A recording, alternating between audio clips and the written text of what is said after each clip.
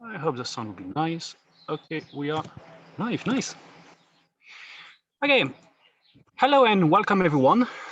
Thanks for meeting us today. Before we start, I would like to thank the organizers of the Worldwide Neuro Initiative and more specifically Tim Vogels for providing the logistics that allow us to continue hosting neuroscience seminars despite the current event. And this also allows us to share our seminars with a larger audience than usual. So we're very grateful with that. Nice. Okay. Hello and welcome everyone. Thanks for meeting us today. Sorry for that. So I just wanted to say that those strange times give us the opportunity to explore new ways to communicate and exchange our work. And I really hope that we will consider keeping and upgrading this new format for academia in the future. So today is the first talk of the Sussex Vision series, where, as you have guessed, we will focus on vision and retinal circuits, obviously. If you have any question related to the talk, please use the YouTube chat and we will answer them at the end of the talk. To inaugurate this series, let me introduce you to Dr. Jeffrey Diamond from the National Institute of Health in Bethesda, Maryland. Jeff received his bachelor degree in science from Duke University in 1989 and his PhD from the University of California in San Francisco in 1994. There, he studied excitatory synaptic transmission in the retina with David Copenhagen. During a postdoctoral fellowship with Craig Dior at the Volume Institute in Portland, in Oregon, he investigated the effects of glutamate transporters on excitatory synaptic transmission in the hippocampus. Jeff then joined the National Institute of Neurological Disorders and Stroke as an investigator in 1999. He was then awarded by the Presidential Early Career Award in Science and Engineering in 2000, and he was finally promoted to senior investigator in 2007.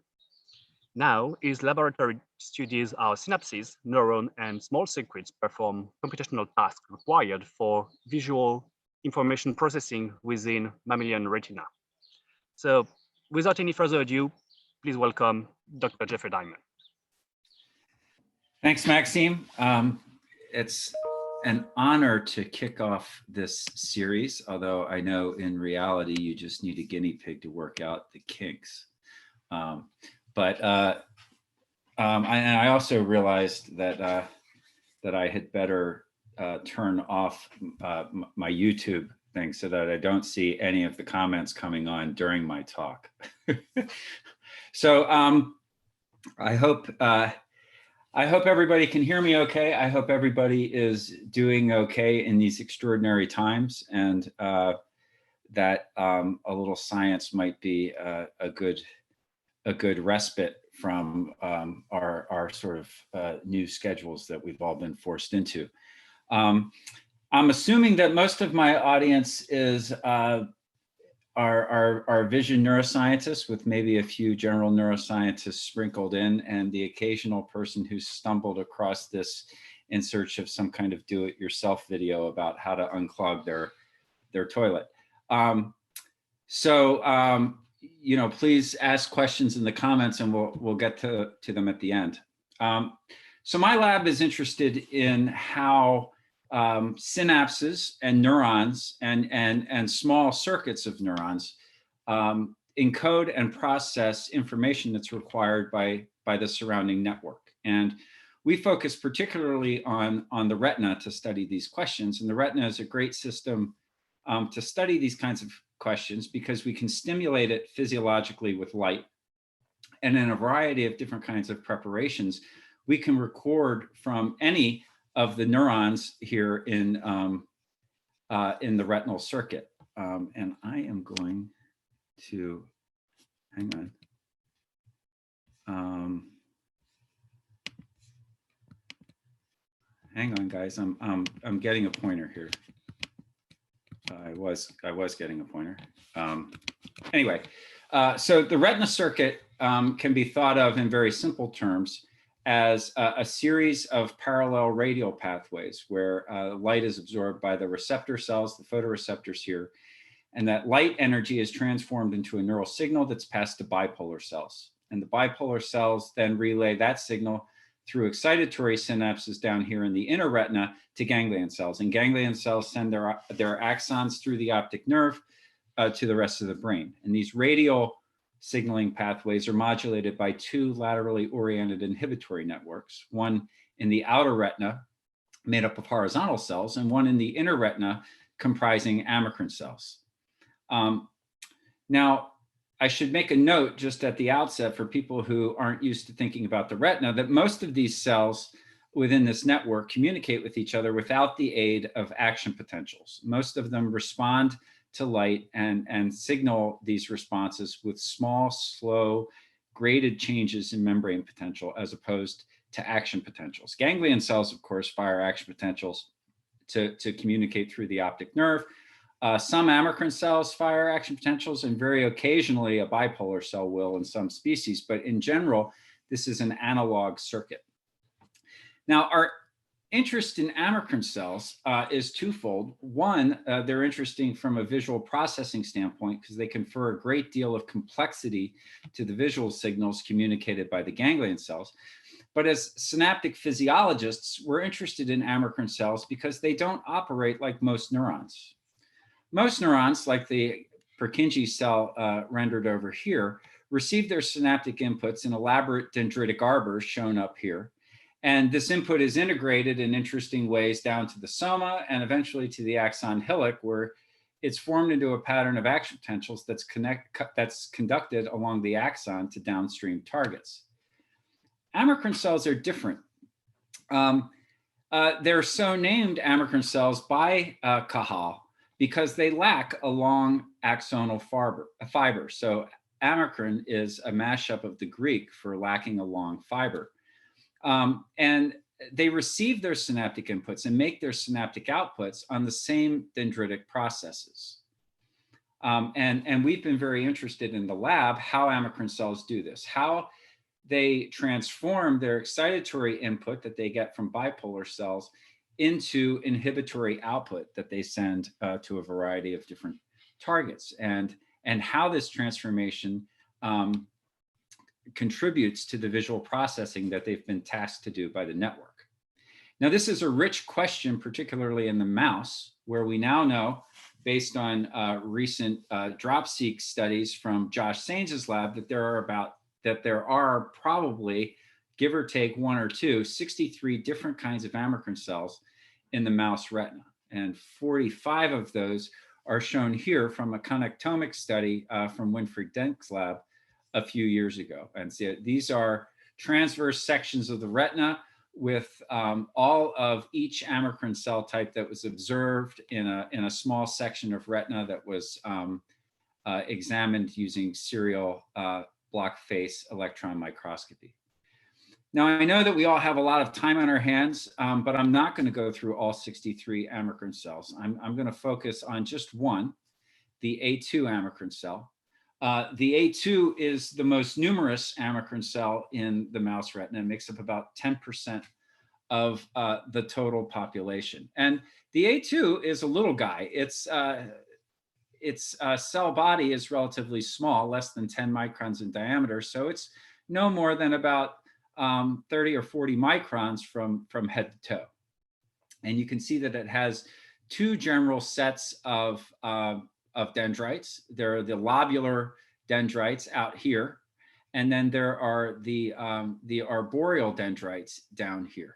Okay, and the last 40 or 50 years of literature about A2 amacrine cells has shown a picture of these cells where they get their excitatory input down on these dendrites, the arboreal dendrites, and then they make their outputs up here on these lobular dendrites. So there's some distance between the site of input and the site of output. And in the first half of the talk, I'll talk about some experiments that we've done and published a year or two ago, examining how the A2 transforms the input to this output.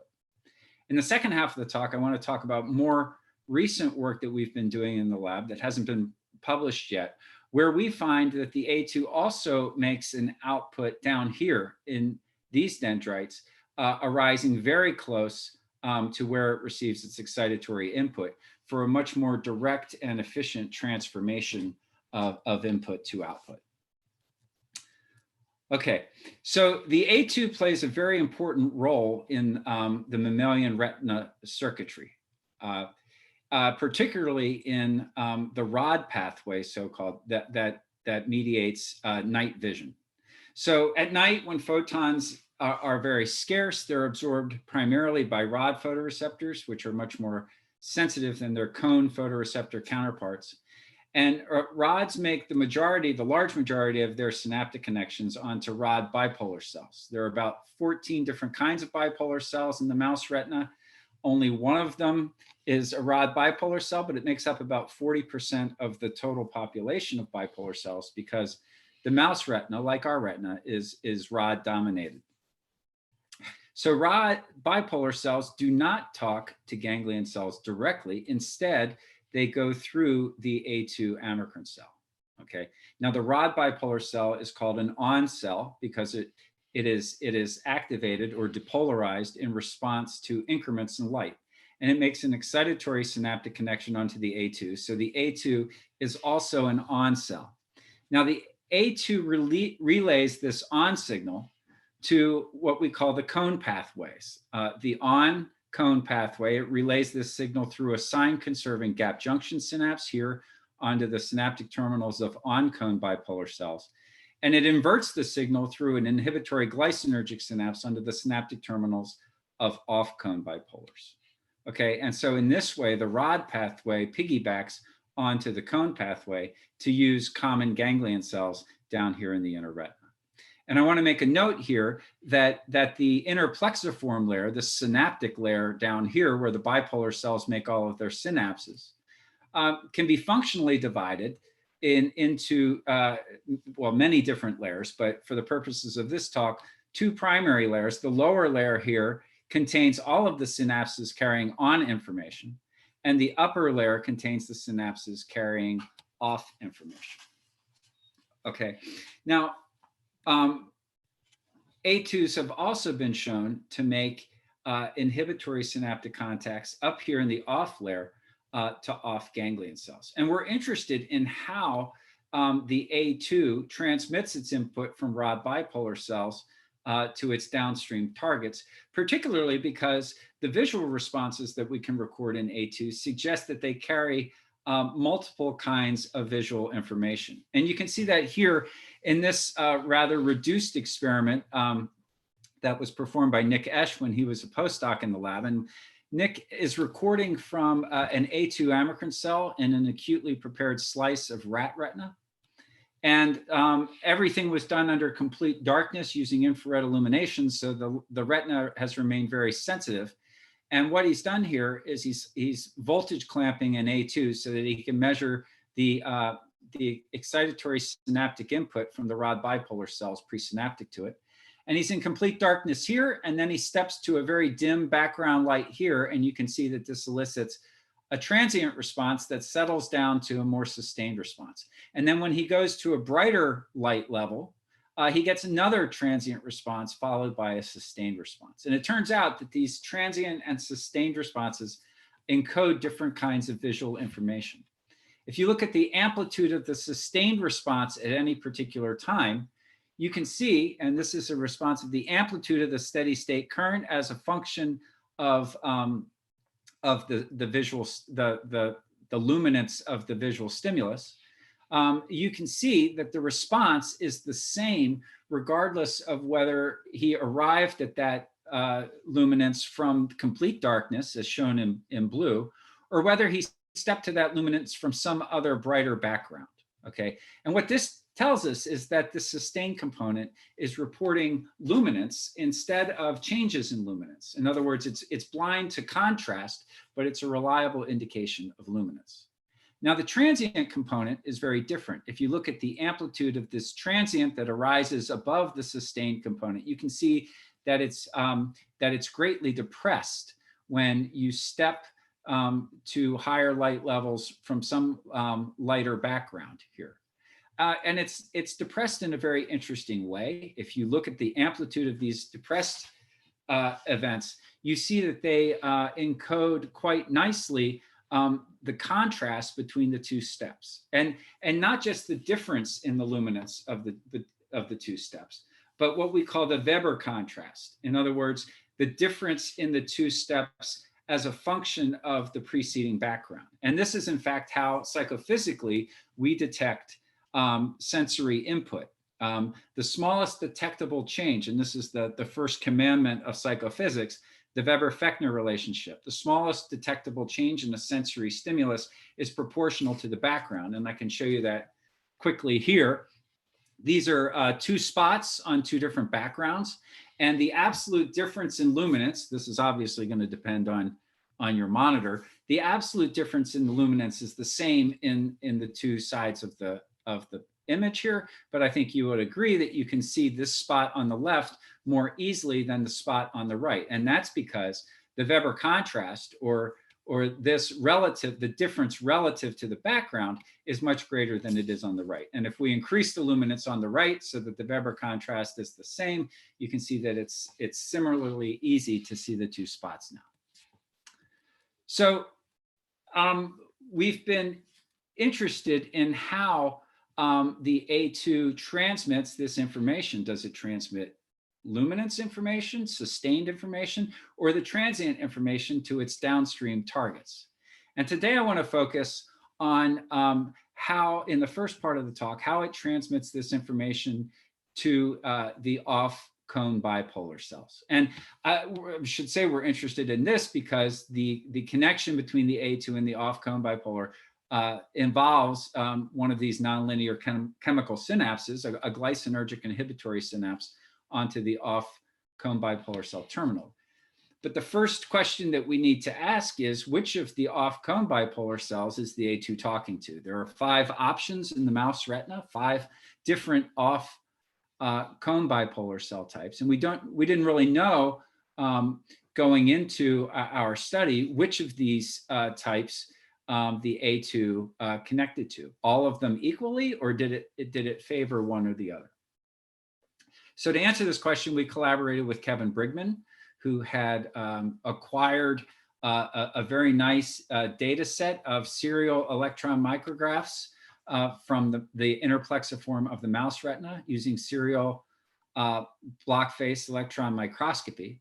And you can see this is a movie stepping through these sections that are cut every 25 nanometers, and you can identify individual cells and annotate them and get the skeletons of these cells and identify their synaptic inputs and outputs. And Cole Graydon and Josh Singer working together. Josh is a professor at the University of Maryland who collaborated with us on this project, found about a dozen A2 Amacrine cells within this data set. And this is what the dendritic arbors of the A2s look like, looking down from above on top of the retina. These are convex hulls showing the extent of the synapses made by these different cells. And this is a side view of their dendritic arbors. And within this data set, we can identify structurally both the synaptic inputs to the A2s that come primarily from the rod bipolar cells, but also from off-cone bipolar cells, and also the synaptic outputs that they make. And when we focused on the synaptic outputs that these A2s made up here in the off layer of the interplexiform layer, we found 2 interesting things. One is that the A2s strongly favor sending their outputs up here to bipolar cells. 89% of their synaptic outputs are directed to off-cone bipolar cells in the off layer. Only 11% are directed to ganglion cells. The second interesting thing is that A2s don't love all off-cone bipolar cells the same. They strongly favor the type 2 cone bipolar cells, sending about 60% of the output that they send to bipolar cells are sent to the type 2s. Okay. So we were interested to understand how the A2s were signaling to type 2 cone bipolar cells and what kind of information they were transmitting. And this was aided very nicely by an existing mouse that expresses GFP under control of the synaptotagmin 2 promoter. And in these mice, there are some ganglion cells that glow, all of the horizontal cells glow, but in addition, the type 2 cone bipolar cells also glow. And even though there are multiple types fluorescing in the retina, it was easy to identify and to record from these type 2s specifically. Okay, so this is nice because now we can record consistently from a single type of cone bipolar.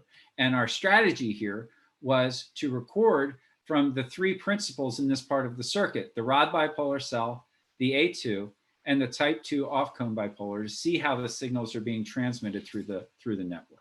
Okay, so the first thing to do is to record from rod bipolars and A2s, and this is work that Cole did when he was a postdoc.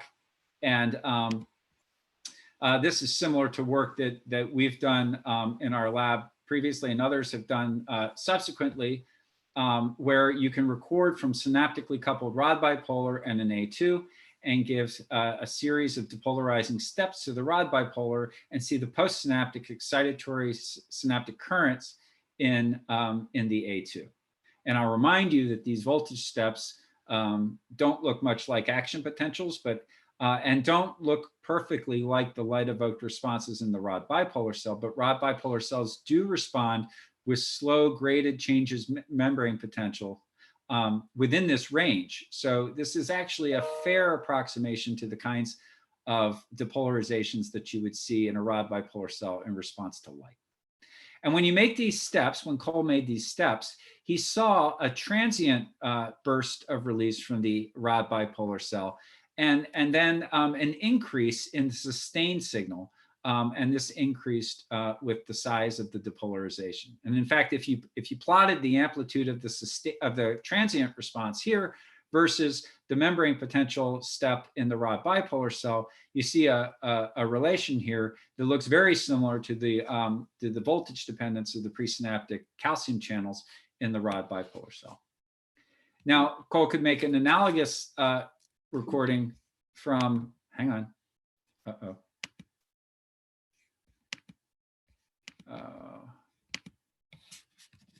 okay, from between A2s and off cone bipolars. And when he depolarizes the A2 in a similar way, he sees quite analogous responses in the type 2 cone bipolar, transient responses followed by these sustained responses. Now the fun happens when he records from a rod bipolar and a type 2 off cone bipolar. And now the signal is being relayed from the rod bipolar to the off cone bipolar by the A2 amacrine cells in between, but we're not controlling those. And what you can see is that, as before, this transient component of the response is relayed quite faithfully through the A2s to the off cone bipolar. But if you look at the sustained component, you see a very different story. The sustained component, the background activity that we record in the off cone bipolars is a good bit higher than in the other recordings. But what we see is that the sustained response does not change at all with changes in the depolarization delivered to the rod bipolar cell. And this is despite the fact that the sustained responses change reliably in the other 2 recording configurations. And so this suggests under these conditions that the A2s are transmitting only transient information and not the sustained information, okay? And by analogy to light signals, and we can only make an analogy at this point, this would suggest that the A2s are transmitting only contrast information as opposed to sustained information. And we think the explanation for this is fairly straightforward and can be seen when you deliver this series of voltage steps to a rod bipolar and record the postsynaptic potential, the change in membrane potential in the A2 under current clamp. Okay, so this is not the excitatory synaptic current, this is the postsynaptic potentials. And you can see that this large step here elicits a sizable transient component and then only a very small sustained component. In fact, you can see individual synaptic events here that may reflect the release of individual vesicles from the rod bipolar cell. Okay, but the average change in the membrane potential here during the sustained component really isn't that much different than the membrane potential here. And so we already know what the A2 release function is, because I just showed you those paired recordings between the A2 and the off-cone bipolar. So we know how much of this depolarization will cause a change in the A2 release. And the expectation is that it shouldn't cause much of a change at all. Now, Cole tested this directly by taking this postsynaptic response, okay, putting it back into the computer and playing it into an A2 as a voltage command. So he's voltage clamped the A2, and he's playing this waveform in as a voltage command and recording from a synaptically coupled off-cone bipolar, okay? And you can see, as you would have expected, that only the transient component of the response is transmitted. It's transmitted very faithfully, actually. On every trial, you see a transient response, but the average sustained response is not very impressive at all. And we think that's because the sustained component of the response is not moving the A2 very far along its release function. Okay, it's release versus voltage function. Now, an interesting twist in this story is evidence that was collected by Will Grimes and Greg Schwartz and Fred Ricci a few years ago, showing that the resting membrane potential of A2 Amacrine cells varies with the visual conditions of the retina. If you change the background, the ambient luminance bathing the retina, the resting potential of the A2s varies, and it can vary by 5 or 6 millivolts. Now, 5 or 6 millivolts doesn't seem like a lot when you're talking about 100 millivolt action potentials. But again, remember, in the retina, in this analog network, 5 or 6 millivolts can be a significant change. And we wondered whether these kind of changes could influence the kind of information being transmitted by the A2s to the type 2 cone bipolars. And so what Cole did first was he repeated this experiment, but he added a variable amount of bias voltage on this signal to change the resting membrane potential of the input artificially. And when he did this, he saw something very interesting. Now, when the resting membrane potential was relatively hyperpolarized, he saw very little sustained responses, but as he depolarized it, he started to see more sustained information. In fact, if he looked at those responses when the A2 was more depolarized, you could see correlations between the signals in the presynaptic A2 and the signals in the postsynaptic type 2 cone bipolar. And these correlations were actually quite strong. They were close to -1 here, and it's a negative correlation because these signals are outward and these signals are inward, but actually that's a very strong correlation.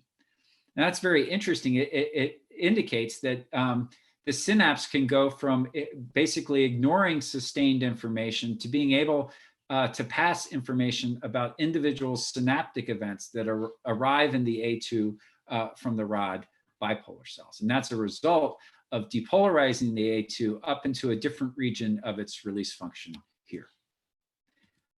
Now, another way to look at this is in the experiments where we're leaving the A2s to their own devices and recording from rod bipolars and off-cone bipolars. And what Cole has done here is he's taken a response to a step in the rod bipolar, this transient response that you see in the cone bipolar.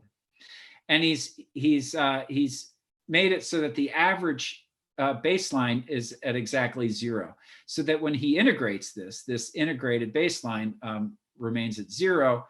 And you see a jump in the integral, that is this transient component. But then following that, you can see that the integral is flat. And that's because the average baseline result here is no different than the preceding, the sustained response here is no different than the preceding baseline. And as I mentioned to you, this remains the same for a series of steps where we change the presynaptic rod bipolar cell membrane potential. But then we stole a trick that Josh Singer had shown by applying linopridine, which is a drug that blocks EM currents, the KCNQ channels in the A2s, and depolarizes the A2s in Josh's hands by about 6 millivolts. And when we did this and depolarized the A2, all of the A2s in the network by about 6 millivolts, you can see now that the sustained component of the signal being transmitted from the rod bipolar to the off-cone bipolar encodes very nicely the membrane potential of the rod bipolar. So just with a few millivolts of depolarization, we're able to completely transform the input-output characteristics of these A2 Amacrine cells. Okay, so the experiments that I've shown you so far examine how the A2 might transmit, and we still have to do light experiments and showing what kind of light evoked signals the off-cone bipolar gets from the A2 for a variety of reasons. Those are not completely trivial experiments. But these talk about a regime of night vision where we're able to make calculations of contrast, that we have enough light in the background and in the foreground to make these comparisons.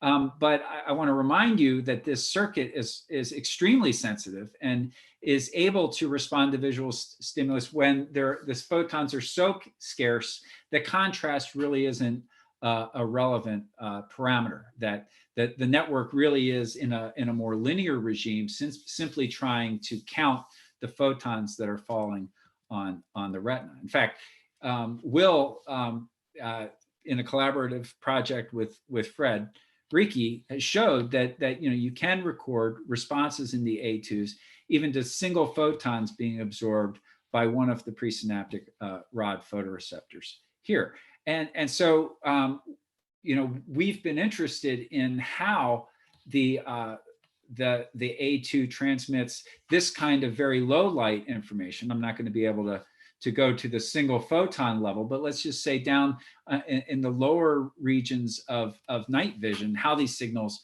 are transmitted downstream. And I should note an interesting feature of this is that, so the A2 is going to communicate to the on pathway and also the off pathway in the cone pathway in the ganglion cells. And the off pathway is actually more sensitive than the on pathway. You can see this in a recent paper from Petri, Ali Larila, and Fred Ricci, showing that off ganglion cells respond more sensitively at the lowest visual stimuli and in a linear fashion. Okay. Now, Petri has gone on to show that the on pathway does mediate meaningful signals down near visual threshold, but we've been interested to understand how this circuit could accomplish this very high sensitivity and linear characteristics. Now, the pathway that I've shown you so far involves, the rod bipolar going through the A2 and the A2 going to the off-cone bipolar, and then the next step there, of course, would be going to the off ganglion cell. Now, if we're going to critique the finer points of retinal circuitry, the thing that this pathway has going for it is that I've shown you that A2s connect quite vigorously to off-cone bipolars, particularly the type 2s, but there seems to be a lot of problems with this pathway if you're concerned about sensitivity. Okay, first of all, the inputs and the outputs of the A2 are separated by a fair amount in space. Even for a small cell like the A2, Espen Hartveit and his colleagues have shown recently that there is a significant amount of signal attenuation from the inputs to the outputs. So that's going to hurt your sensitivity, as will all of these nonlinear chemical synapses in this pathway. Now, these nonlinearities might be good for limiting the signal or enhancing the signal to noise ratio of these signals, but it would likely hurt the sensitivity. And finally, the outputs from these off-cone bipolar cells are being received on the dendritic arbor of the ganglion cell. And so they're being integrated together with all kinds of other spontaneous and evoked inputs. And it seems like a noisy situation that would limit the sensitivity of the response to a very to sparse visual signals from the A2. Now, a more recent pathway has cut out one of the middlemen here, the off-cone bipolar by A2s synapsing directly on to the off ganglion cells. And this, of course, has the advantage of cutting out one of these synapses, but it still has some of the same problems as the previous pathway, in that the inputs are coming into the dendrites of the ganglion cell. And in addition, we found anatomically that A2s really don't connect very strongly to ganglion cells up here in the off layer. Okay. So more recently, we've considered a third option, in which the A2, since, I mean, it's got all these processes down here anyway, maybe it makes direct contacts onto the ganglion cells down here. Okay. Now, this would be nice because, again, it would cut out the off-cone bipolars. But even better is that if the A2s were making outputs here, they would be making their outputs very close to where they're receiving their inputs from the rod bipolar cells. So there might be a much more direct transfer of information. And of course, it would also be nice to make these inhibitory synaptic inputs near the soma of the ganglion cell, where they would be much more powerful and likely exert almost like a veto action on all of the other inputs coming in from the dendrites. Okay. Now, evidence is an unfortunate detail that needs to be dealt with. But actually, if you look in the literature of the anatomy of A2s, and this is in mouse on the left and in rat on the right, this is the connectomic study that I alluded to earlier from Denk's group. And every once in a while, you do see an A2 process sneak down into the ganglion cell layer. Hartveit and colleagues have shown in the rat, when they fluorescently filled several dozen A2s, they see occasionally that some of these A2s send processes down into the ganglion cell layer. And in serial EM reconstructions of mouse A2s, Tsukamoto and Omi actually explicitly identified synapses made by the A2s down here. In all three cases, I think that the authors, and reasonably so, dismissed these as perhaps anomalous and not indicative of any kind of specific pathway. But we were interested to pursue this, and we going to receive a strong glycinergic input from A2s. They need receptors on their cell bodies or near them to receive this input. And so Hua Tian, our biologist in the lab, did some immunohistochemistry to test this and looked at the co-expression of an antibody for the alpha-1 subunit of the glycine receptor here with an antibody that labels ganglion cells. And you can see that, I mean, all ganglion cells express some of the receptor on their cell body, but a subset actually seem to express them much more strongly. And Hua co-stained this with a marker for alpha ganglion cells, which are the largest ganglion cells by cell body. They're pretty easy to pick out. And you can see that these alpha ganglion cells in particular seem to express a high concentration of glycine receptors. And our collaborator, Mrinalini Hoon at the University of Wisconsin looked at this in a different way by looking at the glycine receptor immunoreactivity on individual filled ganglion cells and saw that off alpha, this is an off sustained alpha ganglion cell, express a large number of glycine receptor clusters on the cell body and even the proximal dendrites and the axon, as opposed to an on-off directional selective ganglion cell, which has a much lower expression level. Now, we had our serial block face EM data and all of those reconstructed Amacrine cells. And so Morgan Musgrove, who was a post-bac fellow in the lab and is now a graduate student with Josh Singer, mostly as a result of this very nice collaboration, looked down here in the arboreal dendrites of these A2s to see if she could find synapses with ganglion cell bodies. And in fact, she could. She was able to locate one off sustained alpha and one off transient alpha ganglion cell in the data set, and each of them received synaptic inputs directly on their somas and surrounding areas from A2s. And you can see these are serial, actually every other section in a series of sections showing a synaptic connection between an A2 in green and an off-sustained alpha cell body in red. And Morgan took the trouble to reconstruct this cell, and you can see that there's a large number of glycinergic synaptic inputs from A2s made on the soma, the proximal dendrites, and even the axon. And Morgan traced the terminal dendrites of the presynaptic A2s and saw that some A2s actually make a very powerful multi-synapse connection with this ganglion cell. All of these green processes that I'm showing you here arise from a single A2. The cell overall receives inputs from a number of A2s, but several of them make very powerful connections onto the cell. This is a graph showing all of the A2s in this EM data set that she found that made synapses onto ganglion cells up in the off layer. So the red symbols show the total number of synapses that each amacrine cell makes in the off layer. And the x-axis is the relative location of each one of these amacrine cells of their their primary axon or dendrite shaft coming into the interplexiform layer in XY space relative to the location of the off alpha ganglion cell in the data set. Okay, and you can see that that most of these A2s make some synapses in the off layer to this off alpha ganglion cell. You can see that the number of these synapses decreases somewhat as you go further away in terms of lateral distance.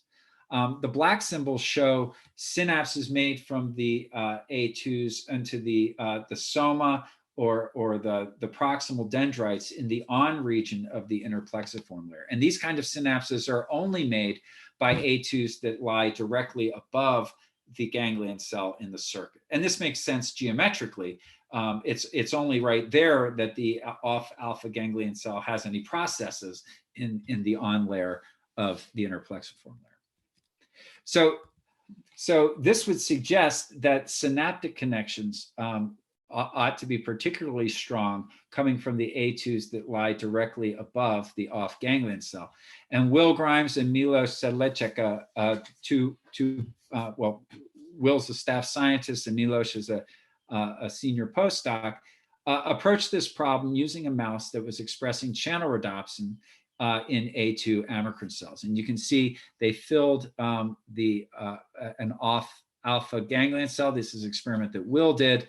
With the green dye, you can see the A2s in red. Actually, there are two kinds of amacrine cells stained here, but you can distinguish them from each other afterwards morphologically so that we can identify which ones are A2s. And the idea here was to flash a spot of blue light on the cell bodies of these different cells and see if we got a synaptic response in the off alpha. And of course, blue light excites the retina. If you shine blue light, even in an area where there's no amacrine cell, you get a light response in this cell.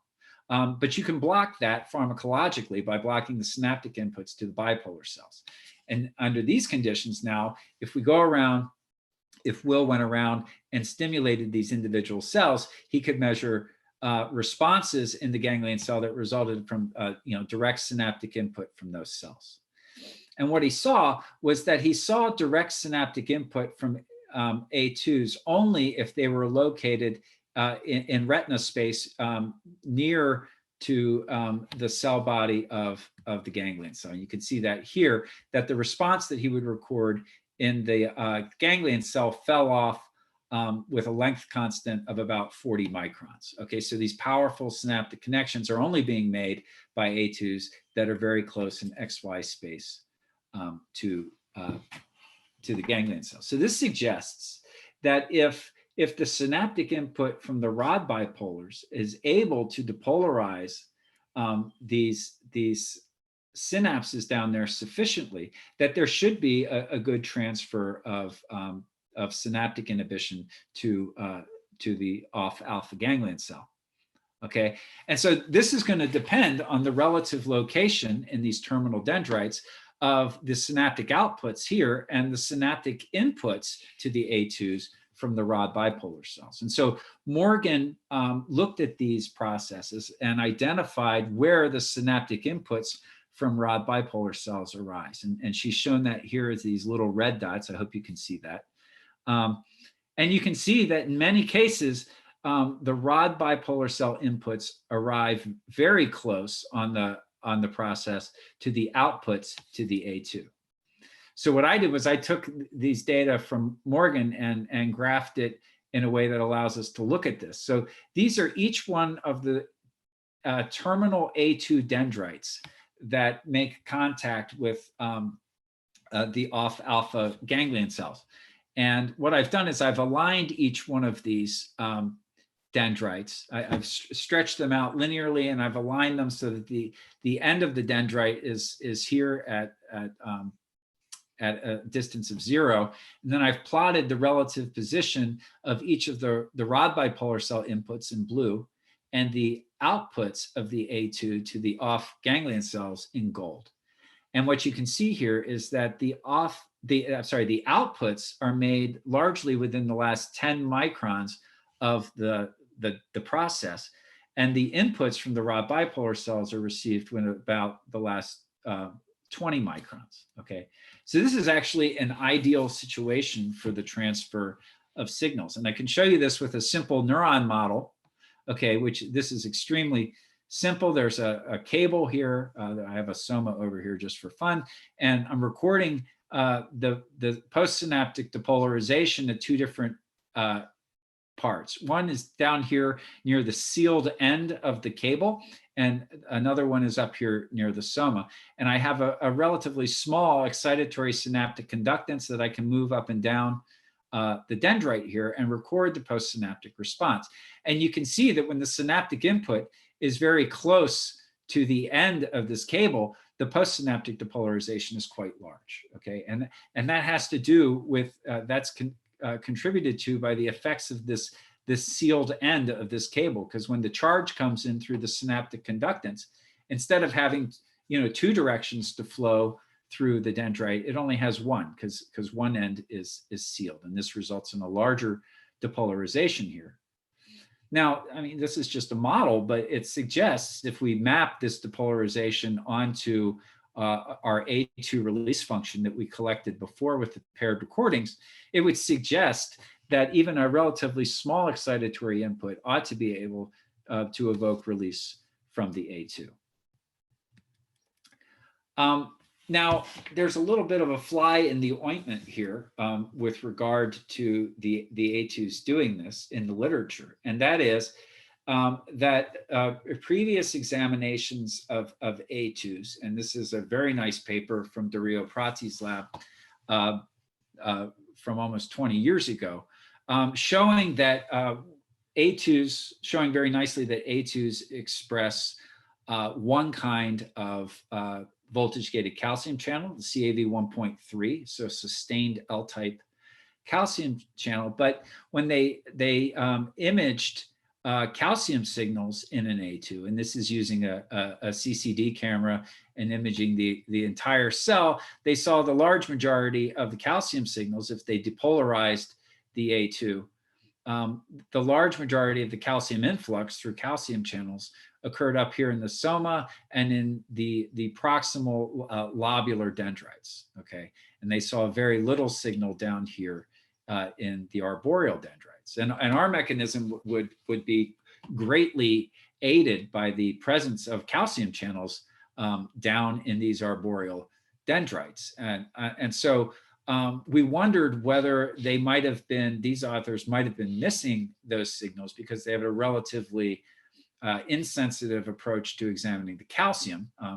This was very nice for what they had then, but we approached the question using laser scanning 2-photon microscopy and filling an A2 Amacrine cell with a calcium indicator dye. And you can see when Milos filled one of these cells, the lobular dendrites, and then the arboreal dendrites here, and we could image down here in these arboreal dendrites, depolarize the A2, and see if we saw calcium signals in these arboreal dendrites. And in fact, we did. In some of these arboreal dendrites, we saw very large calcium signals, and others, they were smaller. And we think that this indicates that there are calcium channels down on these arboreal dendrites, and that they're able to respond to depolarization by admitting calcium into the cell. We don't think this is just passive diffusion down from the top of the cell, because these calcium signals are every bit as fast as the signals that we record in the upper reaches of the cell. And also, if it were passive diffusion, we would expect to see very similar signals in all of these processes. And in fact, sometimes we see large responses, and other times we see small responses. Now, it's a little hard to see here, but if we look at the subset of these processes that are located very close to a large cell body, this is very likely to be an alpha ganglion cell. You can see that the processes that are adjacent to this cell body exhibit very nice calcium signals. As a consequence of this strong response, this strong synaptic input to off ganglion cells, when Will records light-evoked responses in off alpha ganglion cells, and here's a response from an off sustained ganglion cell, and this is the inhibitory synaptic conductance elicited by a relatively small spot, small spots of varying strength, but quite gentle visual stimuli. He sees a much higher synaptic gain in the off inhibitory conductance in an off ganglion cell than in the on excitation in an on ganglion cell. And if he does this experiment a little bit differently by using slightly larger, brighter stimuli, but using bars to go across the receptive field of the cell, he can see that these bars can elicit very powerful inhibitory synaptic conductances in the off ganglion cell that are capable of completely shutting off the ongoing background dark spike rate in an off sustained ganglion cell. Now, the other thing you might notice here is that the width in space over which one of these bars elicits an inhibitory response is quite narrow. Its width here is only about 100 microns, half width. This is rather strange when we think about classical receptive fields, because usually we think about, in the textbooks, a center surround receptive field has an excitatory center and an inhibitory surround. And when you combine these, you get this sombrero function here that is very useful in sensory systems and other places for further distinguishing the center from the surround. What I'm telling you here is sort of an inversion of that, where the inhibitory center is actually narrower than the excitatory surround. This is a little odd, and Milos wanted to take a closer look at this. So he recorded the excitatory and inhibitory receptive fields in off-sustained ganglion cells and off-transient ganglion cells. This is an off-sustained. And what he did was he recorded the excitatory receptive field using presenting dark bars on a gray background. Dark bars because this is an off cell and we want the excitatory input. And he presented them in different places across the receptive field and at different angles. And this allowed, using a procedure that was developed by Leon Lignato, and sort of stealing from CAT scan math radon transforms, allowed you to recreate the two-dimensional receptive field of these cells. And so this is the excitatory receptive field of this cell. And then you could get the inhibitory receptive field by using light bars. And you can see here that the inhibitory receptive field is, in fact, smaller than the excitatory receptive field, okay? And this is shown for a group of cells down here. The inhibitory receptive field is in general smaller than the excitatory receptive field. And in addition, it's a little bit hard to make a strong statistical argument here because the collection of dendritic size was relatively tight, but the inhibitory receptive field didn't really vary with the size of the dendritic arbor, and usually it does, and as is the case for the excitatory input, larger dendritic arbors tend to have a larger receptive field, but that's not the case for the inhibitory input. In fact, the size of the inhibitory receptive field is very similar to the receptive field of A2s. It's very narrow, and you can see the average receptive field here of A2 amacrine cells. The excitatory receptive field is similar to that of the inhibitory receptive fields in these cells, suggesting that the inhibitory receptive field of these cells is dominated by strong inhibition from the A2s located immediately above it. Okay, so I have shown you that amacrine cells play favorites in the outer retina. They connect primarily to type 2 cone bipolar cells. And depending on the state of the network, they can transmit either transient and sustained information. And A2s also make powerful glycinergic synaptic connections onto the somas of off ganglion cells. And this enables a very powerful light-evoked inhibition of spiking in off-sustained ganglion cells. And we have more to do on this, but it suggests a much more direct route for signals under very low light conditions. And I have talked longer than I wanted to. I'll just acknowledge the members in the lab, particularly Hua and Morgan and Milos and Will, who did the experiments that I talked about today in collaboration with Josh Singer, Mrinalini Hoon, and Kevin Brigman.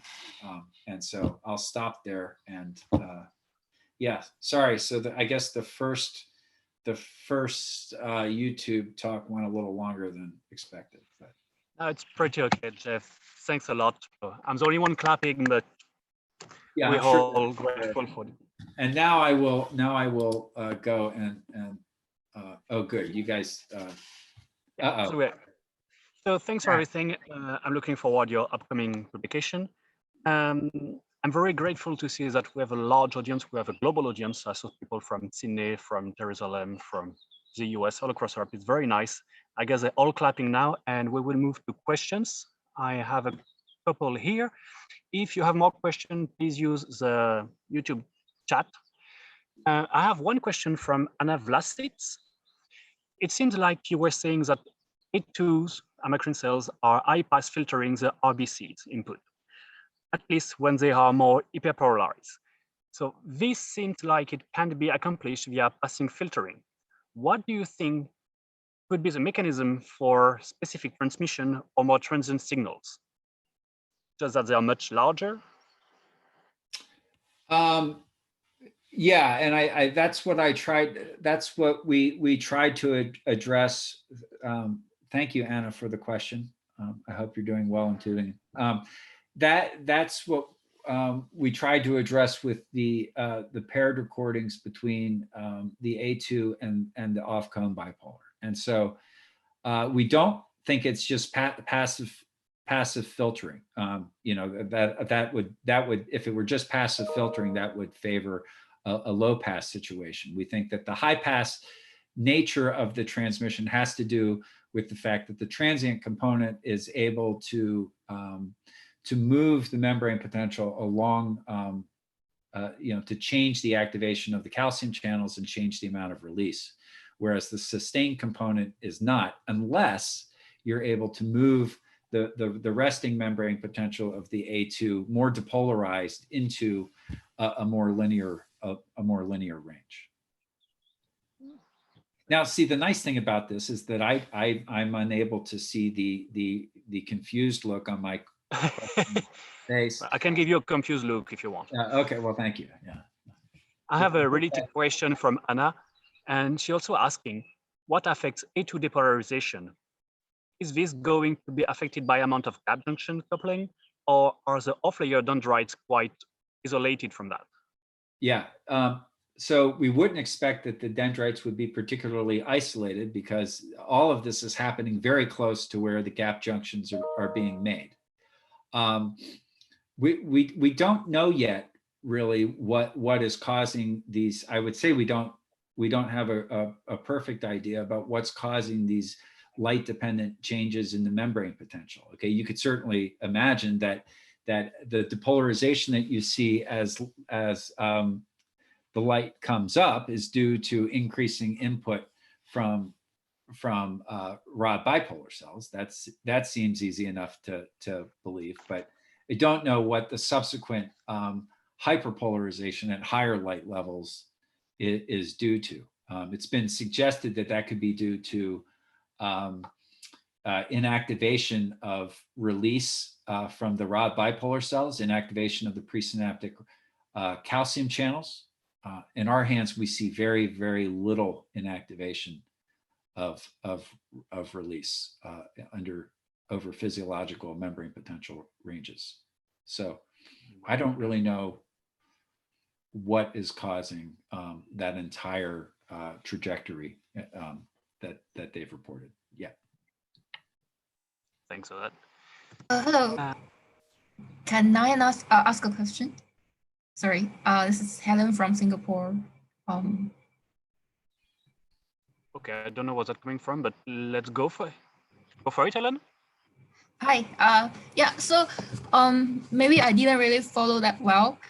For the slides that you show the receptive view for the A2 neurons. That one you mentioned, A2 neurons has a relative small receptive view similar to the RGC. So is that the part that at the center shows the receptive view, where you have the warm color, but yes. So basically that's a color code of the size of response. That's a very processed piece of data. We're recording the size of the responses that we get to bars at different lateral locations across the receptive field and at different orientations. So we're showing bars at 5 different orientations and at different lateral positions, and then we dump it all into the computer and it spits out this 2-dimensional receptive field. And so it gives the images are a little odd. They look kind of like a star, and the radiating lines are simply artifacts from the technique. But it's the color in the middle that can be used to quantify the size of the receptive field, and we fit that to a 2-dimensional Gaussian. Oh, so does it mean that because it's a Gaussian, so actually the bars outside is not that relevant, since the bars, that's just oh, I'm sorry, I cut you off. Go ahead. No worries. Because the color for the A2 neurons, it has a higher background compared to the RGC neurons. So I wonder whether it is a kind of feature that can explain something, or as you said, just the tail of the Gaussian curve, so it doesn't really matter. Yeah, I wouldn't read too much into that the far periphery of those data. We are looking at the nature of the surround of the A2 receptive field. That's an interesting story in and of itself that we're working with Josh together on. But no, you might have different background levels in that analysis, but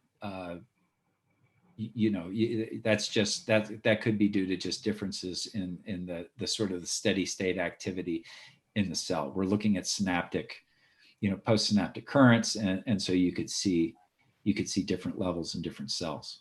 I would recommend that if you're interested in that in that procedure, Leon Lagnato's group has published a very nice paper a few years ago in the Journal of Physiology. Okay, get it. Thank you so much. It's a nice talk. Thank you. Thanks. Thanks, Ellen.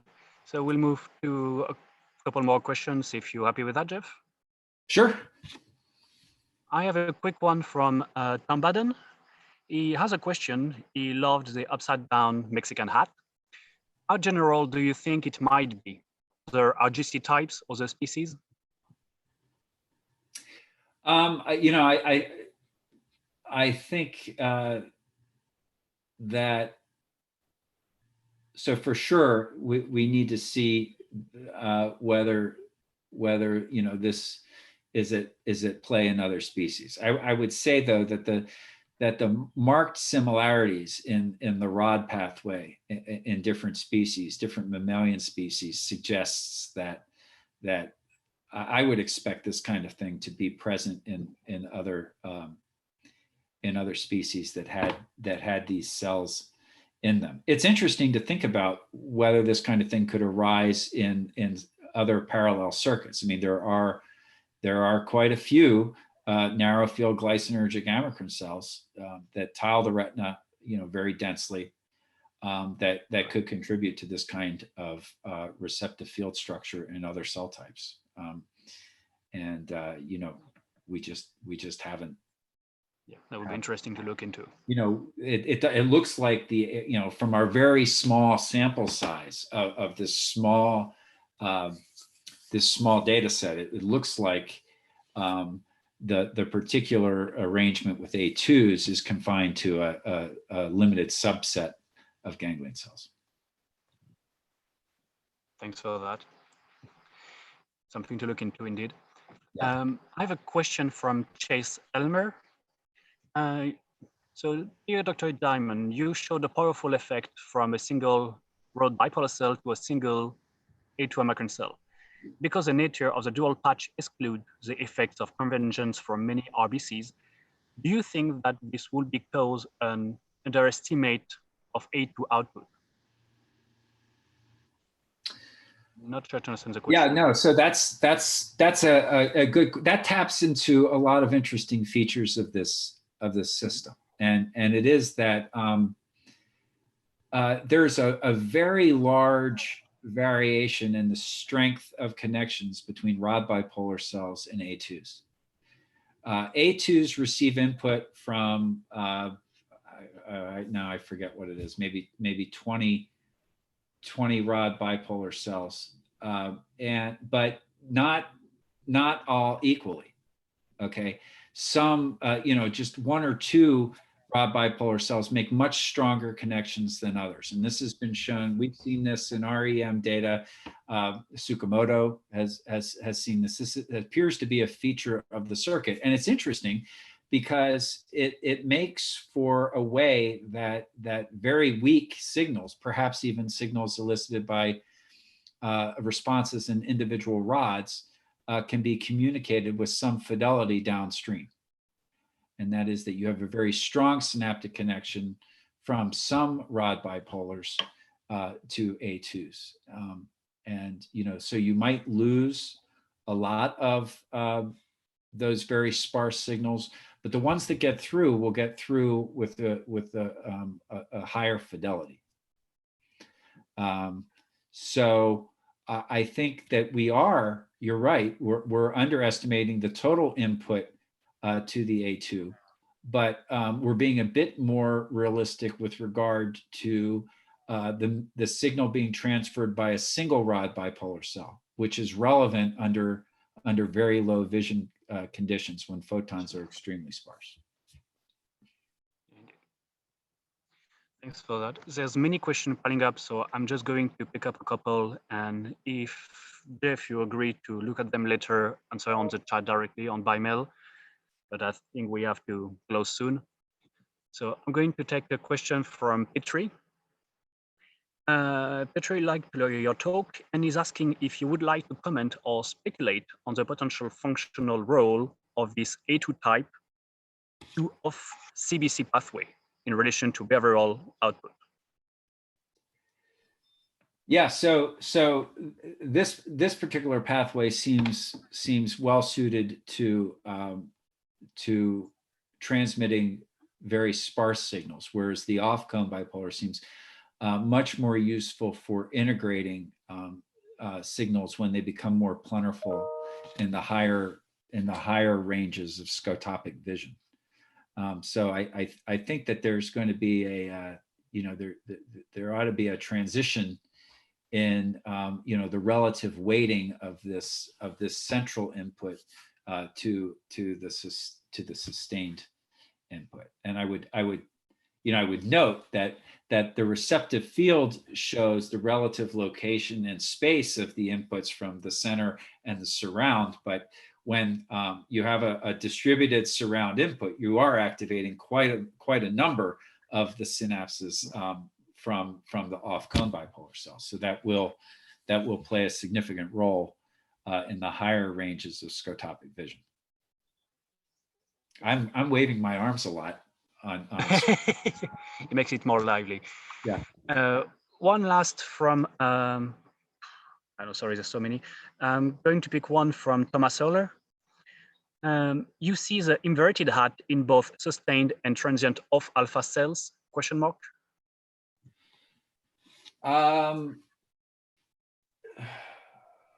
We've done off transients a lot less often, but I believe we see very analogous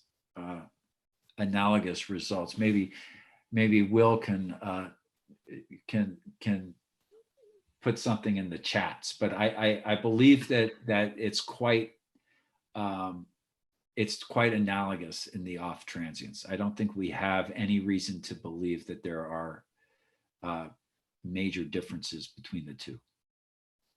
All right.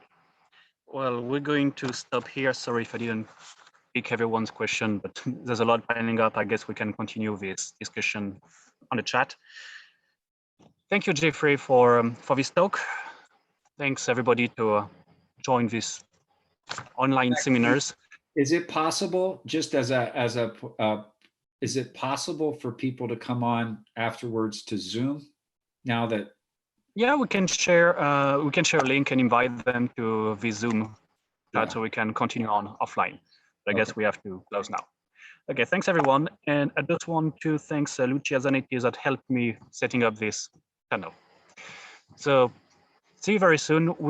I'm just going to share this Zoom room and we can continue on. Okay. Bye-bye.